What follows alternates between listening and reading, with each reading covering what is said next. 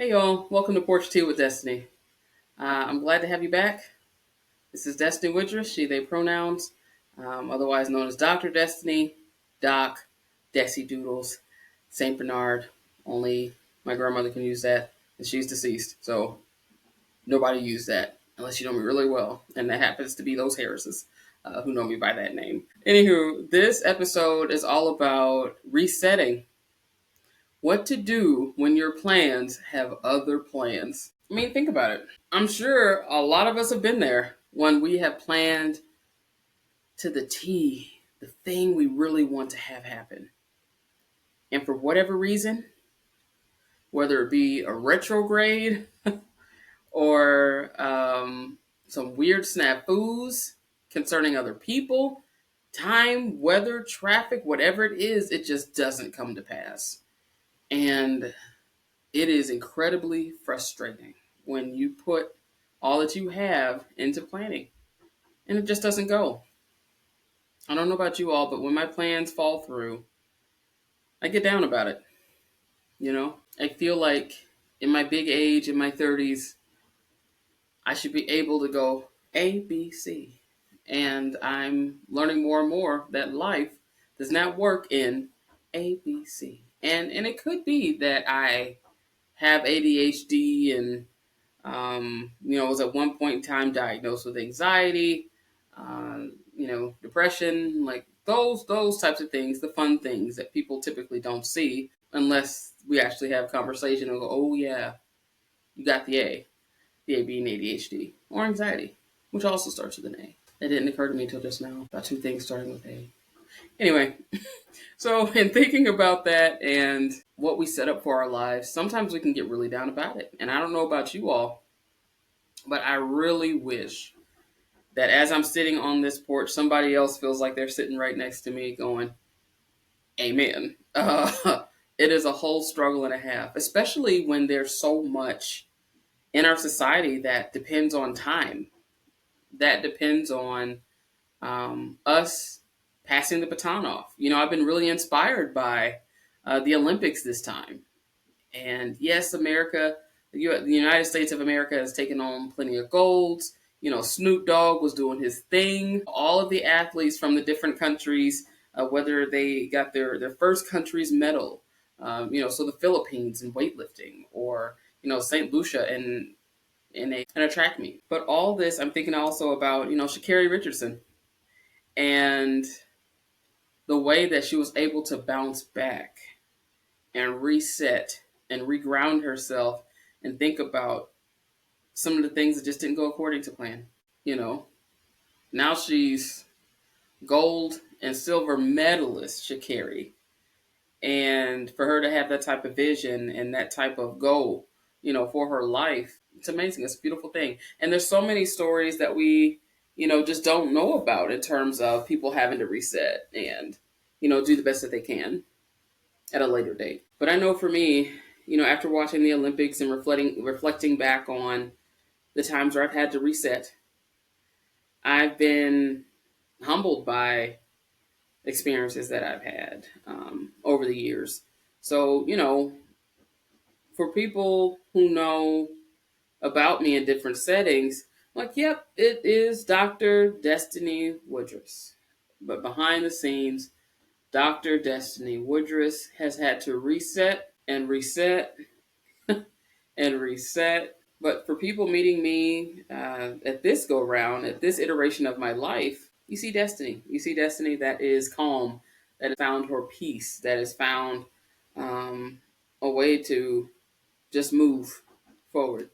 And there are still days for people who work with me, for people who are in my family, they're just like, oh, because I have no problem letting you know how I feel about when, certain plans don't go to plan.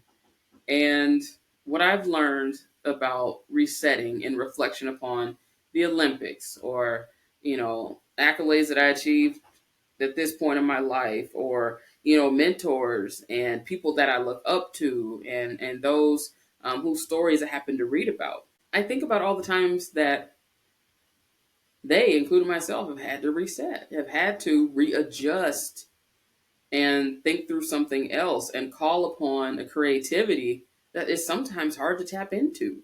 I think about the accomplishments of authors, performing artists, people who do strategic planning work in nonprofit environments, or others who, more plainly and more at home, moms. I think about families. I think about communities that have had to reset after a setback, and how costly it is, and the tears that happen.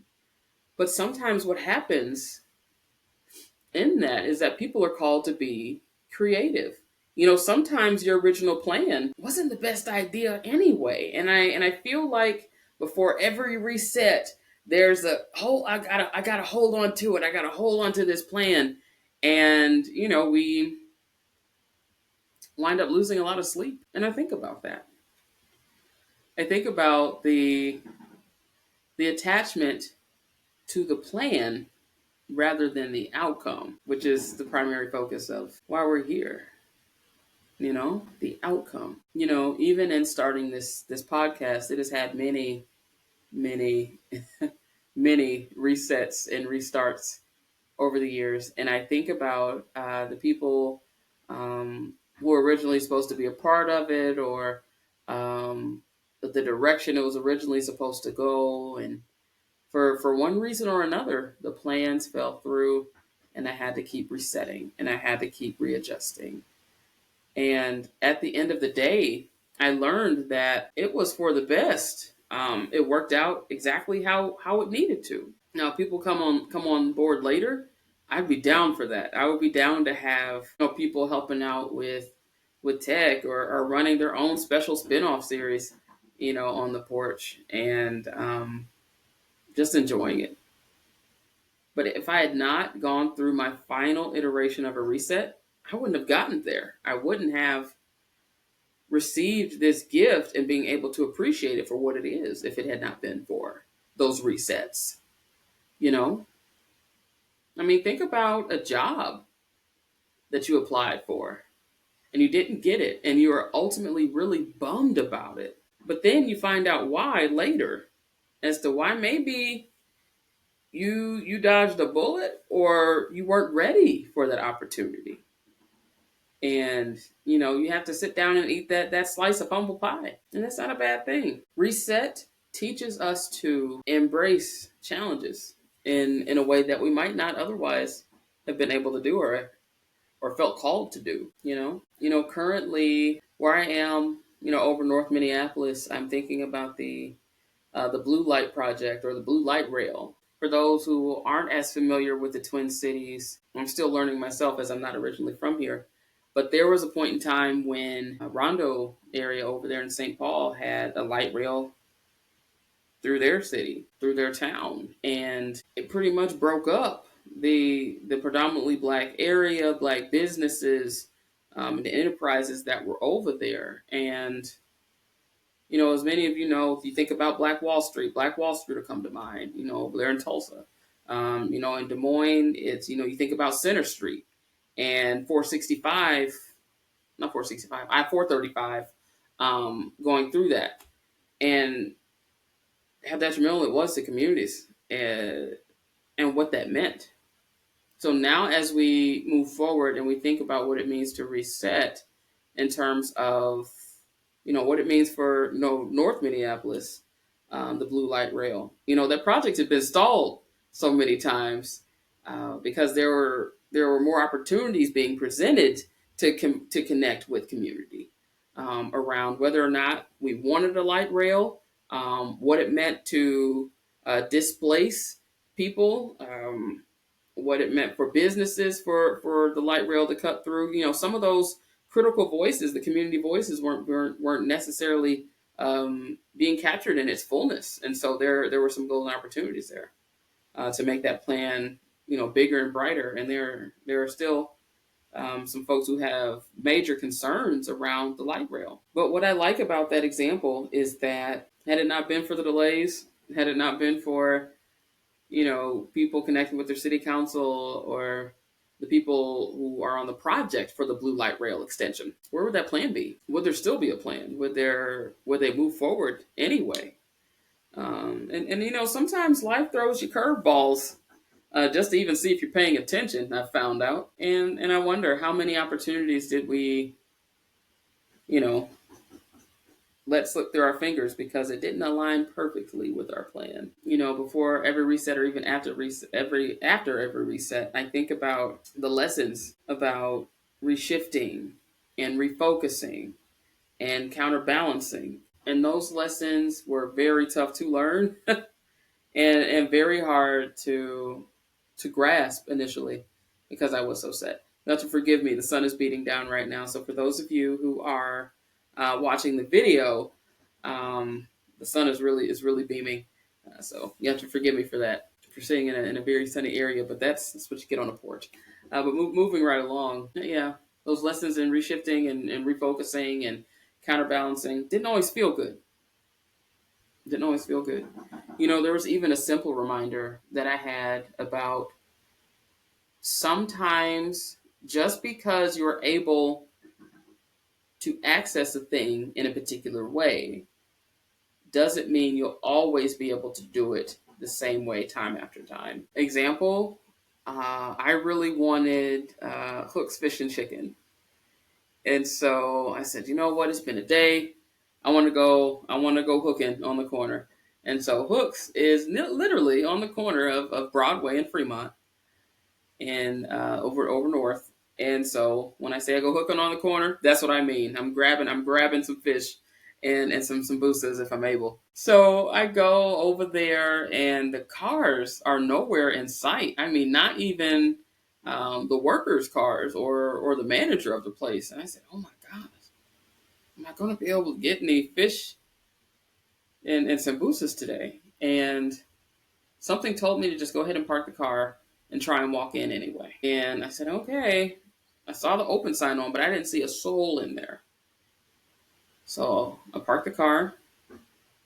I leave it running just in case. I have it locked. It auto locks. And I open the first door. It opens. Then I open the second set of doors. It opens. And then I see that food is being prepared in the back, like where the grills are and all the things. So I'm just like, oh my gosh, they are really prepping hard for this food. But there was a simple reminder in that, is that sometimes there's so much going on behind the scenes that we are just not privy to because we're trying to look at what's right in front of our face and not paying attention to the process of getting to where we feel we need to go. And that really hit home for me. The way I had been going before, what I had expected to see, threw me off so bad that I was willing to just throw away my urge to get fish and sambucas. And I had to really sit and think about that. I said, you know what? I see it. That's a word. Just because it doesn't look the same as it always had doesn't mean that it's still not for you or that it's still not the path that you might want to go on. Powerful. It's powerful stuff. Even thinking about the topic for Porch Tea this time, it was really difficult. I was like, well, maybe I want to talk about divorce and dating. Yeah, I'm going to do that. Then the inspiration for that left. Then I said, well, I wonder what else I could talk about. I'm going to try and film on this day. Then I got sick. That didn't fly. Then I said, well, maybe I'll try filming on this day. Then I decided to prioritize other projects because the inspiration just wasn't coming. And then I said, oh, well, wait a minute. Maybe that's the topic. It is the issue of resetting or, the blessing behind resetting. And I said, you know what? That's it. That's what I'm going to do. I'm going to talk about the need to reshift, reset, refocus, readjust so you can get to where you need to be anyway. Sometimes plans shift. And as somebody with, ADHD and sometimes very black and white thinking, it's hard for me to sit in the gray. The friends that I have now who are diagnosed or otherwise self-diagnosed with ADHD have talked about that struggle as well. And so as I sit here with you on this porch and think about some of the life lessons that were presented to me around reshifting and finding a way to be creative and flexible anyway. I really hope that you all take that into consideration when you have a plan that just doesn't work out.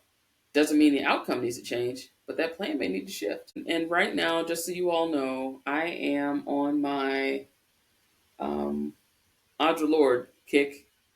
Ever since I served on that panel at the Golden Crown Literary Society conference. Shout out to, Mercedes Lewis, who got me into talking about the Lord, Audre Lorde, for those who are unfamiliar. But I really dig it. And I'm going to read something with you. Let's see what Audre Lorde has to say today. So I'm going to read from The Uses of the Erotic. Erotic is Power.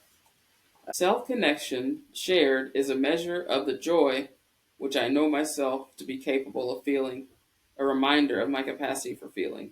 And that deep and irreplaceable knowledge of my capacity for joy comes to demand from all of my life that it be lived within the knowledge that such satisfaction is possible.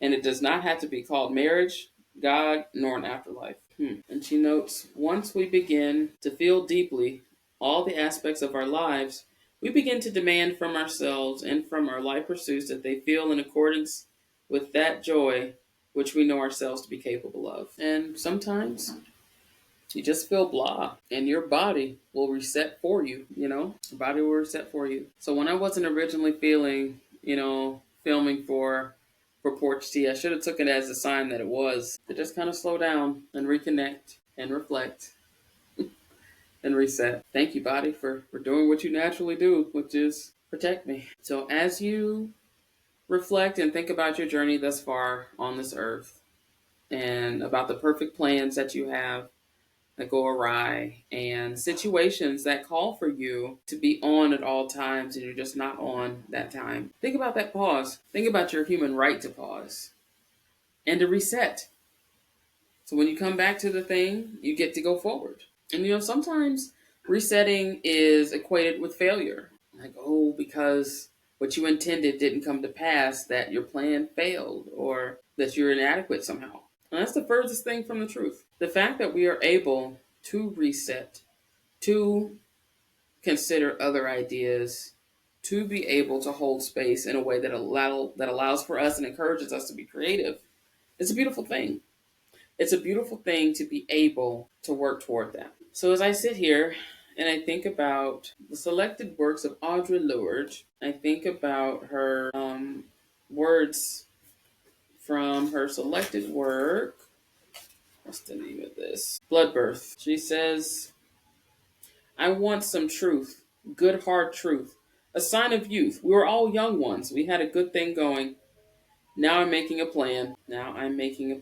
And I think about my own journey as somebody who identifies as Black with ADHD, who's also, it has been interesting just to even think about how my personal journey has had to be reset and what has had to be reset around me, the connection with others. I've had to go on so many journeys, or I had to do a lot of start stops and pushes and pulls and tugs, and learn that as a Black woman, I learned what it meant to be a Black woman. So once I learned that, I even had to move differently.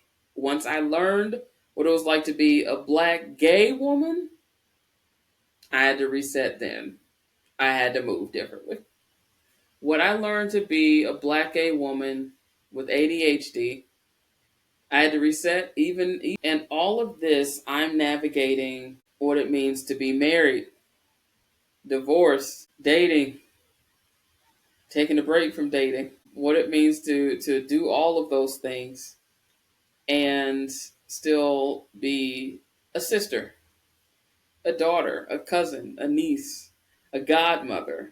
And shout out to my god babies. I love you so much. Shakia and Shania. It has been a lot of resets in life. And I want you to think about every time that you've reset in life, how many times you've come through it. How many times it came through out the other side. And let that be a reminder to you that you've done it before and you can do it again. So when life presents you with challenges to reset, recenter, refocus, to do those reads, just know that you've got degrees in what school can't teach you, and that is how to life. So when you think about your setbacks and your shortcomings and your need to readjust and, readjust around certain people, have people enter your life, exit your life, financial changes, personality changes, self awareness resetting. Think about that you've done it and that you've been doing it. When you think about it, there's a lot to celebrate when you reset.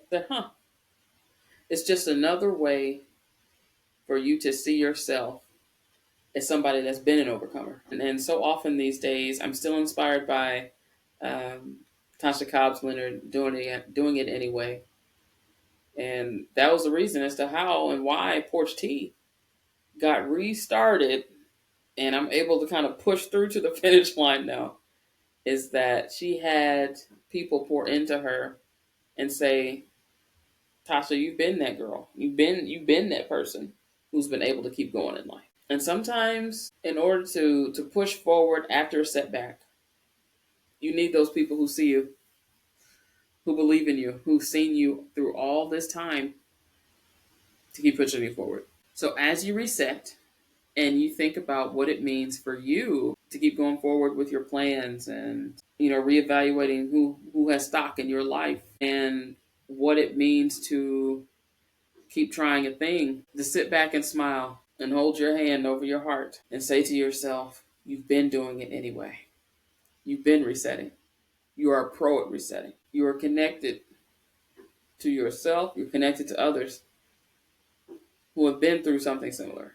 And to me, when I sit here and I think about that in real time with you, it brings me such a joy to know that I'm not in it by myself every time I reset. Every time I reset. So as you all going about your day and are stressed and worried about that walk you didn't take or that phone call you didn't make to your boo thing, you have another chance to get it right. That's the power of a reset. So when your plans don't plan and your plans have other plans, lean into it and say, you know what? I've been doing it. Done it before, I can do it again. And this is just another way to even prove to myself that I can still keep doing it. I don't know how many of you all needed that word, but I needed that word for myself. And so when I went on Facebook Live the other day and said to folks, just a reminder that when you feel like life is too much and you feel like you're in a funk and you're going through, just go outside. In a similar way, I would say, if you find yourself sick and tired of resetting, sit back and remember that you are a pro and that you have resources in yourself to keep pushing through. You've been doing it. So this episode started out with reset, when your plans have other plans, and ending with you've been resetting. You've been doing it. You're going to keep moving forward. That's what I've realized, and I really hope that you all come to realize that for yourself. Whether it's finances or a job or, you and your boo, that as you shift and you refocus, it doesn't mean that you're less than. It means that you're human. It means that you've been doing it. You're gonna keep going. Ooh, I needed that word. Ooh, yeah. Thank you all so much for joining me on the porch. This time with Porch Tea with Destinee. And as I'm looking out, I'm inspired by the trees blooming. I'm inspired by people, house next door across from me. They're actually getting their roof redone. They ran into some snags, and the workers reset. They're getting that roof put on. They're working really hard getting it together. I think about sometimes the kids running late for the school bus. School's just now about to start back. But the kids who eventually got it together and they got those grades up and made it to the next grade. They kept resetting. I think about grandparents who were able to just keep rocking anyway. So when I think about that and I think about this resetting, the moment of feeling inadequate, the moment of feeling like I'm not enough, that moment will pass, and this too shall pass for you. And so, anyway, now I'm rambling at this point, but see, it's what happens when you get on the porch. You reflect, you think about life, and I'm glad you're here with me doing that. And as you sit on your own porch or sit in your quiet place where you can reflect, or if you go on your walk, think about that. You are a pro at resetting and moving forward anyway. Till next time, folks. Over and out.